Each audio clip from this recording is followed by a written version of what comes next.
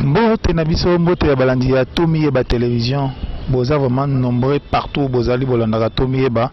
Toujours branché connecté na banzela na biso ya bililo bolela mingi. Lelo awa eza le 1er février 2019. Bongo Papa Tshisekedi héros national de Trobengaye, soit père de la démocratie pour y abunda mingi pour la démocratie.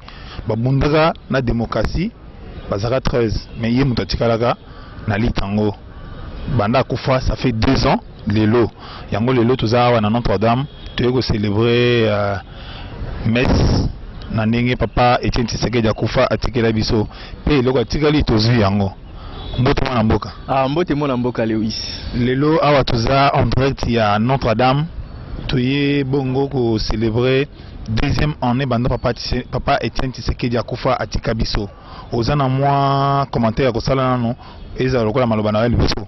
Ouais, merci beaucoup. Ezali occasion moko eza ne sengo peza na mawa. Pourquoi na lobi que eza occasion eza ne sengo peza na mawa parce que eza na mawa parce que Papa Etienne Tshisekedi wa Mulumba akufi atiki peuple congolais sans pour autant amona peuple congolais ndenge a accéder na alternance. Parce que daki soué na pendant 38 ans de lutte abundi na mboka o makasi po na démocratie. Abundi makasi po Congo lelo ba benga un pays démocratique. Mais tango parti na tango peuple accéder na démocratie oyo ya bandaki ko souhaiter azalité mais place azali toyebi ke tozo porter toujours na mutema na biso nzamba ko batela esengo ezali pona ko mona lito yo Tshisekedi wa Mulumba o ba benga Sphinx oyo amena pendant 38 ans et futi lelo ndeko Lewis oto moni mona mboka Félix Antoine Tshisekedi Tshilombo a commis président de la République. C'est-à-dire ezali concrétisation ya lit ya papa na ya lit ya Papa Etienne Tshisekedi oto bengaka père de la démocratie et on permettre que le peuple congolais a comme en alternance peuple congolais a palpé démocratie na maboko nyoso pour ezala kitoko pona mboka ekende liboso. Peuple congolais a comme en alternance wana maloba oyo uti na monoko ya mwana mboka Henri Lunga na bisa ba toujours as journaliste mais a été biso na moi question du jour pour appeler biso moi éclaircissement Papa Tshisekedi akufi ko na yena no yena kinte et ça m'a bête pour na biso africain pour Papa Tshisekedi faut kundamawa yo moko pe sûr et d'accord. Bon, pour la biso africain c'est tellement mabé parce que toyebi que toza ba bantu na culture na biso ya ba bantu jamais ba koki ko salelo ko soki na mbembe ya papa ezana c'est mais j'espère qu'avec avec l'avènement du président Félix Tshisekedi a komeka quand même ko sala nyonso pona ko rapatrier corps ya papa na yezonga parce que oyebi que ça fait 2 ans que Papa Etienne Tshisekedi a kufa ti lelo nzoto nesela ko zonga te ezanga na Belgique na katia ils ont empêché mais oyebi na ezalaki problème ou ebandé ko poser par problème il y a place ba ko ériger corps na ye parce que Etienne Tshisekedi wa Mulumba za icône azali modèle azali père ya démocratie ça veut dire aza mutu moko abandé ko mériter ba chaye place ko zala comme mausolée au moins de tozana mausolée ya Papa Laurent Désiré Kabila za moko ya ba père pe ya démocratie ça dit ndenge to mona ka monument ya Lumumba il fallait qu'il pe normalement Etienne Tshisekedi wa Mulumba ba tchela e monument oyo peuple congolais abanda ko se souvenir le 1er février nyonso ya année nyonso ezala logo la terme de référence mo pour na peuple congolais yango mona ki déposer ki ba problème mais tozali ko mindi misama ya mingi ke gouvernement o ezali ya ekoti en place et ko sala nyonso po ba rapatrier corps ya Etienne Tshisekedi wa Mulumba poto kundango to lela matanga esila parce que toza ba bantu ti lelo tozaka na matanga parce que tokundi nanu te matanga ezakaka tozaka na matanga ndenge mwana mboka Henri Lunga zoloba. Moi mutuna moko ya moke na zanango par rapport ya corps ya Papa Tshisekedi po ezonga na Kinshasa ba autorité en place bazoloba bazan problème ya ko maîtriser masso et ko zala journal po na bi ke jour wana ko na ba jour yimo banda kozonga po Papa Tshisekedi un phénomène muntolongola biso ko banga muntolongola biso ko percer muntolongola biso esprit ko percer na kati ya démocratie na kati ya politique mais Papa Tshisekedi atikela biso loko moko boyo nazokanisa lelo na ebite soki na makanisi na yo ozala na nini o Papa Tshisekedi atikela biso lokola livre d'esprit livre d'or moko boyo o livre d'or to ba hotela za livre d'or te mais livre d'or d'esprit o mutatamblaka nango livre d'or d'esprit au Papa Etienne Tshisekedi atikela biso eza prenez-vous en charge ala kisa peuple congolais ndenge nini nakoki komizu en charge parce que destin ya mboka et dépendaka na volonté ya peuple peuple soki alingi ke mboka wana ekende liboso ekokende liboso soki mpe peuple alingi te ke mboka wana ekende liboso te mboka wana mpe ekokende liboso te Papa Etienne Tshisekedi alakisaki biso ke peuple congolais excuse mwana mboka Papa Tshisekedi akufa atikela biso nini oyo okozala nango na mémoire na yo lokola livre d'or d'esprit. Non, livre d'or d'esprit Papa Etienne Tshisekedi atikela biso eza prenez-vous en charge parce que ça slogan moko oyo et motiver peuple congolais kotalisa peuple congolais destin na ye kolakisa peuple congolais que destin na yo eza na maboko na yo eza mopaya te moto alibanda te nda kobongisa mboka na yo eza yo moko ndo kobongisa mboka na yo soki olingi lelo tomoni yango na élection en 2018 le 30 décembre oyo peuple amizwaki en charge baponi moto oyo bango balingi akamba bango po ke mboka ekende bien eloko wana eza eloko oyo Papa Tshisekedi atikela biso comme héritage pena oyo Papa Tshisekedi amana toujours kobenga le peuple d'abord bomonaki yango ndeko tozalaki na yo na palais de la nation na jour à prestation ya serment ya monaki nde monde yaki kafu okokaki nde population erapelaki son excellence monsieur le président Félix Tshisekedi ke papa lobaki kobosana le peuple d'abord ça veut dire le peuple d'abord eza slogan oyo etikali na mutu ya congolais nyonso même na ba dirigeant na biso oyo akoya na pouvoir oyo akolinga servir peuple ayeba d'abord intérêt ya peuple neza liboso ke ba intérêt na ye personnel alongolaki ki égoïsme oyo ba homme politique ebele bozo ebele bozolanda émission na bino que demande le peuple asengaka nini peuple aosenga lipa classe ezala bien bana bakende classe peuple azosenga transport ekoma bien peuple azosenga makambo ezala bien peuple azosenga makambo oyo nyonso bato bazala nango na possibilité ezala bien que demande le peuple tolobaki soki pouvoir ekei na ka mosusu tokosala émission oyo peuple alukaka nini peuple azoluka vie ezala normal peuple aza na posa ya ba discours lisusu te peuple aza na posa lisusu ya ba marche te peuple aza na posa lisusu ya ba débat te tokomi na temps ya tosali yango lelo toye ko célébrer vraiment 2 ans ya papa na biso akufa atika biso oyo tobengaka leader Papa Etienne Tshisekedi biso bato toviva ye yo nano viva Papa Tshisekedi te biso toviva ye tomona ye tofanda na ye azaka mutu moko ya bisaka biso tolongola kobanga bino ba jeune congolais nyonso longola kobanga jeune congolais nyonso longola tozozo mwana mboka moko autina ngambo ya Russie kombo na ye Johan kombo na ye akoya toyamba ye na mission ya biso autina poto kombo moni ye auti kuna na poto mama boni bien papa boni ondeko boni kuna na poto balobi bo célébraki victoire ya Félix Etienne Tshisekedi Tshilombo makasi ezaki ndenge nini expliquer na biso po pesa biso basanga poto oui matondi mingi na ba nyonso bazali kolanda biso na mikili ya poto na Congo partout dans le monde ya so penzanga zaki mbongo na mikili ya poto toyambaki penda victoire ya mwana mboka Félix Antoine Tshilombo Tshisekedi na esengo mingi bino mombo yebi ndenge bandai koleka parmi ba 3 candidats bazalaki donc malgré population ba votaki ba bango baka ko voter mais nzambe moko alingaki ke mwana mboka Félix Tshisekedi abima lelo président de la République démocratique du Congo. Ezalaki nini expliquer biso na Russie ezalaki ndenge nini?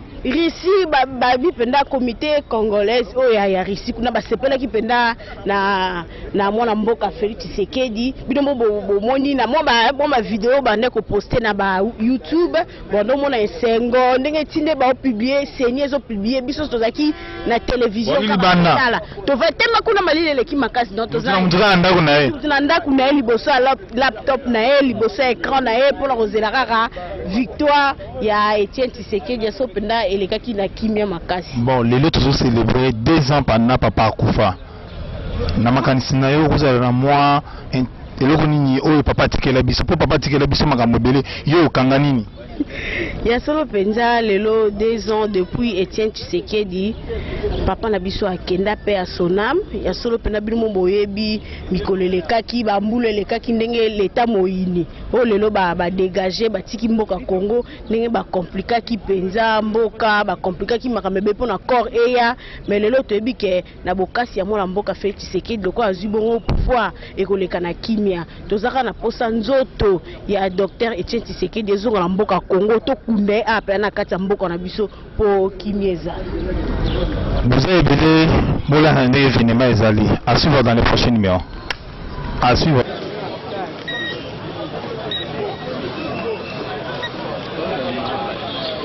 Yes.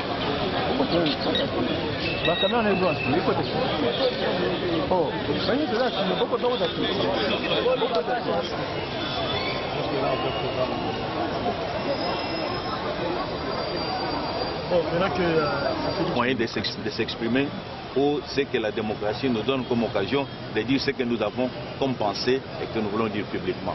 Je ne vois pas d'inconvénient, mais à condition qu'il ne trouble pas l'ordre public, parce que nous venons d'entamer un nouveau régime qui est en train encore de nettoyer sa cuisine afin de pouvoir ranger les vies.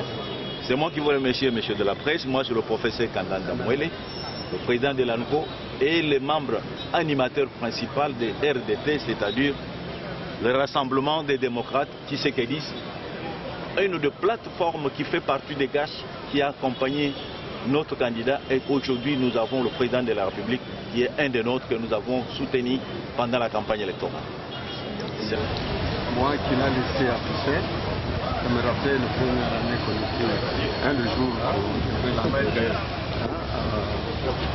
à la basilique de Côte. Avant que je revienne encore sur la lèvre voir notre massacre, ça me laissait beaucoup de Vu maintenant que le fils... La rigueur, le changement de mentalité et le progrès social. Beaucoup de choses sûrement.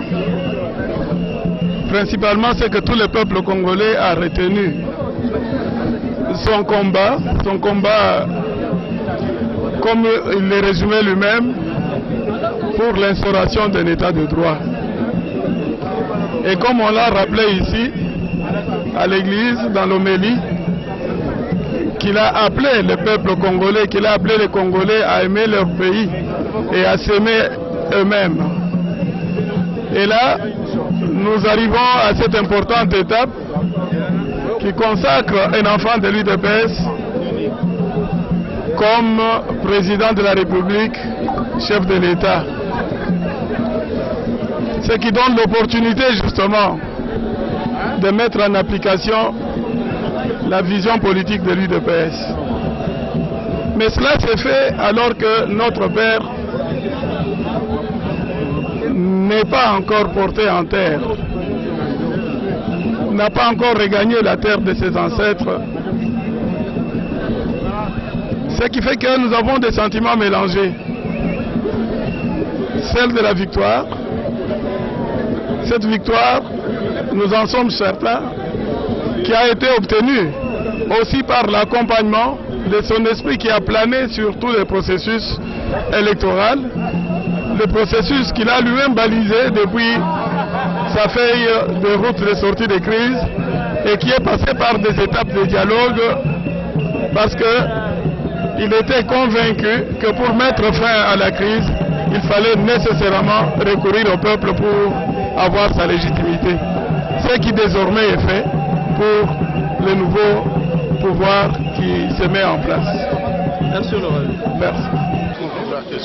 Je dois être sincère. C'est vrai qu'il y a un engouement, mais le président Étienne Tshisekedi n'est pas mort. Ce n'est pas son premier anniversaire, c'est le deuxième. Au premier anniversaire, tous ces gens n'étaient pas debout. Nous étions à Sainte-Anne à compter au bout du doigt. C'est nous, la dynamique pour l'éveil de la conscience patriotique, qui avions pleuré Étienne Tshisekedi avec moins de 100 personnes. Aujourd'hui, comme il y a le pouvoir entre les mains de Félix, tout le monde est debout. Ils viennent chercher du travail, ils ne viennent pas pleurer le leader. Mais une chose est vraie, le leader s'est battu. Il a mené un combat de noblesse, d'extrême noblesse, dans un contexte très difficile. Il a dû endurer les gaz lacrymogènes, les baïonnettes, le fouet, le cachot, la prison, les résidences surveillées, la relégation, l'humiliation, même en devant sa propre famille. Il se battait pour notre liberté, pour qu'il y ait un état de droit dans tout ce pays, pour que les jeunes trouvent de l'emploi, pour que les travailleurs soient correctement rémunérés, pour que la police et l'armée ne soient plus composées de gens qui ne savent pas scolariser leurs enfants, qui peinent à nouer les deux bouts du mois. Alors, aujourd'hui, le train est sur les rails et je crois que en union avec le nouveau président, nous allons arriver à bon port. Si Etienne Tshisekedi était une valeur, cette valeur serait la conscience patriotique. Une conscience patriotique dans un contexte de courage. C'est en mémoire de cette symbolique que nous nous appelons dynamique pour l'éveil de la conscience patriotique. Quelqu'un qui était à la salle à manger, au mangeoir, devant du steak, Mobutu, son ami, entré de ce pote, lui-même il quitte de son propre gré le mangeoir, il s'engage dans un combat d'opposition par rapport au pouvoir qui le mettait dans des conditions de manger le bulletin. Il faut avoir une conscience inébranlable, un courage de lion pour se battre et arriver jusqu'à mourir sans accéder au pouvoir, mais sans renoncer non plus à la lutte. Donc, je vais me répéter, s'il était un symbole, s'il était un signe, ça serait une conscience patriotique d'un courage inébranlable. Les combats qui n'ont pas eu à acheter. Mais un moment aussi rempli d'émotions, parce qu'aujourd'hui c'est sa deuxième année, il aurait dû être là mais il n'est pas là. L'émotion c'est pourquoi? C'est parce qu'il nous a laissé quelqu'un, c'est lui qui était il y a encore quelques jours le président de l'UDPS, qui est maintenant actuellement le président de la République démocratique du Congo. Et comme je vous dis, le sentiment est partagé. C'est de la tristesse, et de l'émotion et de la joie. Parce qu'au moins son combat a payé. Et aujourd'hui nous pouvons être fiers d'avoir suivi ce combat, d'avoir été derrière lui. Mais honorable si Etienne Tshisekedi à Mouloum. Quand on parle de valeur, vous mettez ça sur quelle échelle? Pour moi, vous mettez en matière précieuse, c'est du diamant. Pour moi, quand on parle de valeur, définissez la valeur par rapport. Pour moi, en tout cas, c'est le top. Sans M. Etienne Tshisekedi, nous ne nous rendons même pas connus ce que veut dire la démocratie. Nous savons aujourd'hui ce que veut dire la démocratie grâce à ce monsieur-là. Et nous lui devons beaucoup de respect. Il nous a appris à nous battre, à connaître nos valeurs, à savoir que nous avons des droits dans ce pays. Et au moment où il a commencé son combat, la presse était muselée, on a arrêté, on tuait à cette époque-là. Mais le monsieur n'a pas eu froid aux yeux, n'a pas eu peur, il a avancé. Il nous a appris beaucoup de choses. Il nous a appris que nous sommes des êtres humains, nous avons des droits, nous avons des valeurs. Et c'est comme ça que grâce à lui, nous continuons notre combat. Et nous n'avons plus l'intention de rentrer en arrière. D'où le combat à payer aujourd'hui, c'est M. Tshisekedi, le président de la République. C'est grâce au combat que le Sphinx nous a montré. Merci.